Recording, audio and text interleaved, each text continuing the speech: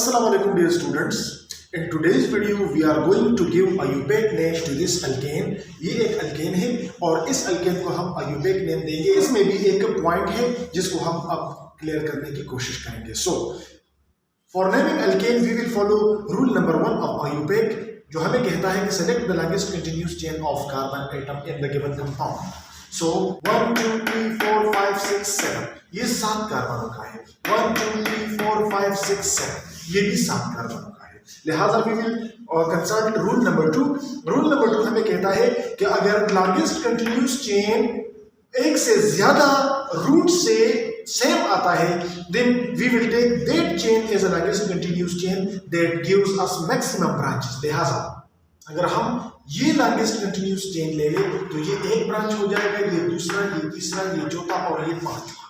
लेकिन अगर हम स्ट्रेट लॉन्गेस्ट कंटिन्यूस चेन ले ले तो 1, 2, 3, 4, 5, 6, 7 हमारे पास 7 ब्रांचेस आते हैं. लिहाजा अकॉर्डिंग टू रूल हम वो लॉन्गेस्ट कंटिन्यूस चेन सेलेक्ट करेंगे जिसमें मैक्सिमम पॉसिबल ब्रांचेस आते हो. लिहाजा हमारा लॉन्गेस्ट कंटिन्यूस चेन ये हो.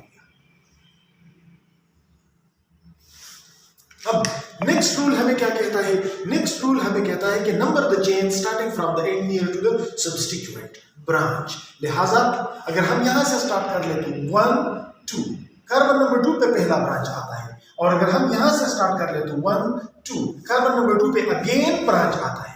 लिहाजा ये रूल हमें गाइड नहीं करता कि हमें किस तरफ से नंबरिंग स्टार्ट करनी चाहिए. लिहाजा इसके लिए हम लीस्ट सम वाला रूल अप्लाई करेंगे या फर्स्ट पॉइंट ऑफ डिफरेंस वाला रूल हम अप्लाई करेंगे. ये रूल्स हमें क्या कहते हैं? ये रूल्स हमें ये कहता है कि अगर इस तरह की सिचुएशन हो तो फर्स्ट हम यहां से सपोज कर लेंगे कि अगर हम स्टार्ट यहां से ले ले तो ये कार्बन्स के नंबर, ठीक है.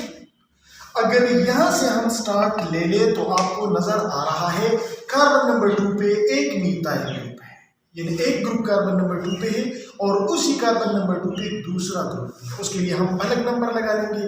उसके बाद कार्बन नंबर 3 पे 2 ग्रुप्स हैं तो एक के लिए 3 और दूसरे के लिए 3. उसके बाद कार्बन नंबर 5 पे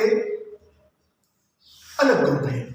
उसके बाद कार्बन नंबर 6 के 2 ग्रुप्स हैं तो 6 एक के लिए और 6 दूसरे के लिए.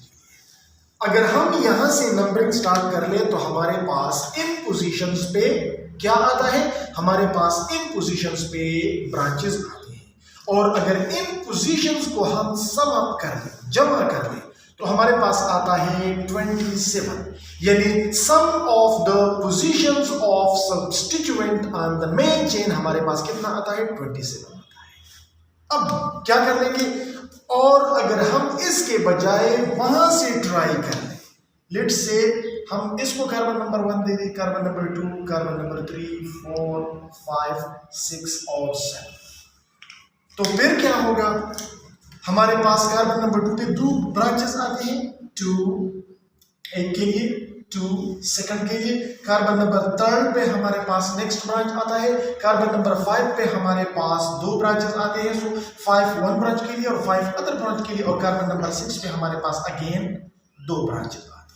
तो अगर हम यहां से नंबरिंग दे दे तो हमारे पास टोटल ब्रांचेस जो है वो इन पोजीशंस पे आते हैं और अगर हम इनको सम अप कर ले से आता है 29. तो least sum of the substituent rule हमें कहता है कि अगर इस तरह का सिचुएशन हमारे सामने आ जाए तो पहले एक तरफ से आप फर्जी नंबर लगा दें और उस पे सब्स्टिट्यूएंट का जो सम आता है उसको सम अप कर दें. फिर उसके बाद दूसरी तरफ से फर्जी नंबर्स लगा ले और उन नंबर्स पे जो सब्स्टिट्यूएंट पड़ते हैं उनके पोजीशंस को सम अप कर दें. जिस केस में आपके साथ least sum of the substituent आता है तो आप नंबरिंग उस तरफ से स्टार्ट कर दें. यानी ये वाला हमारे पास ठीक साइड ऑफ नंबरिंग है, ना कि ये वाला. सो हम ये रेड वाला जो है इसको हम मिटा देते हैं और हमारे पास ये रूल आ गया, ठीक है.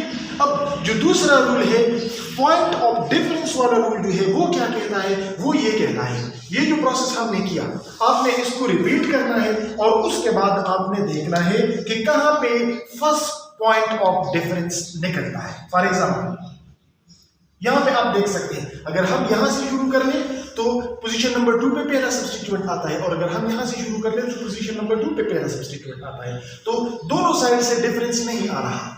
नेक्स्ट, यहां पे भी कार्बन नंबर 2 पे दूसरा सब्स्टिट्यूएंट है, यहां पे भी कार्बन नंबर 2 पे दूसरा सब्स्टिट्यूएंट है, यहां पे भी डिफरेंस नहीं आ रहा। नेक्स्ट, यहां पे भी कार्बन नंबर 3 पे सब्स्टिट्यूएंट है, यहां पे भी कार्बन नंबर 3 पे सब्स्टिट्यूएंट है, डिफरेंस नहीं आ रहा। लेकिन यहां पे आप देख सकते हैं कि डिफरेंस आ गया।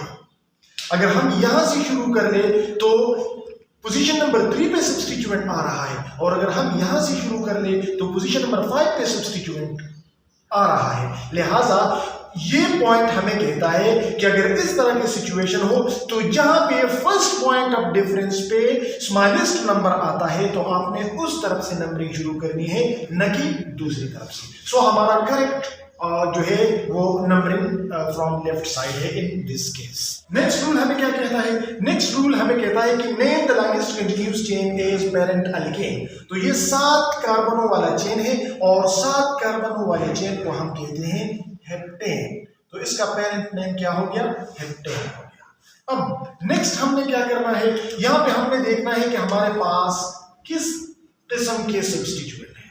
हमारे पास 2 सब्स्टिट्यूएंट है इथाइल जो कि ई से स्टार्ट होते हैं, और हमारे पास 5 सब्स्टिट्यूएंट है मिथाइल जो कि इन से स्टार्ट होते हैं। लिहाजा रूल हमें कहता है कि put the substituent along with their position before the parent name in alphabetic order।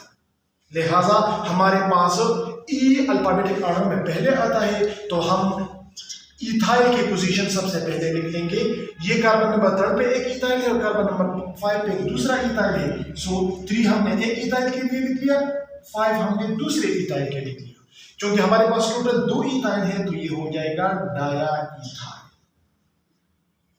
Dash. फिर हमारे पास क्या है, 2 पे 2 मिथाइल है, सो एक के लिए 2, दूसरे मिथाइल के लिए 2, तीसरे मिथाइल के लिए 3, चौथे मिथाइल के लिए 6 and 6। ये पोजीशन मिथाइल के positions on the main chain represent कर रहे हैं। हमारे पास टोटल 5 मिथाइल ग्रुप है, तो ये हो जाएगा पेंटा मिथाइल हेप्टेन। तो ये हमारा नाम हो गया इस गिवन ऑर्गेनिक कंपाउंड का। आई होप आपको समझ आ गया होगा। If you still have any question you can ask your question in comments. Thank you for watching this video.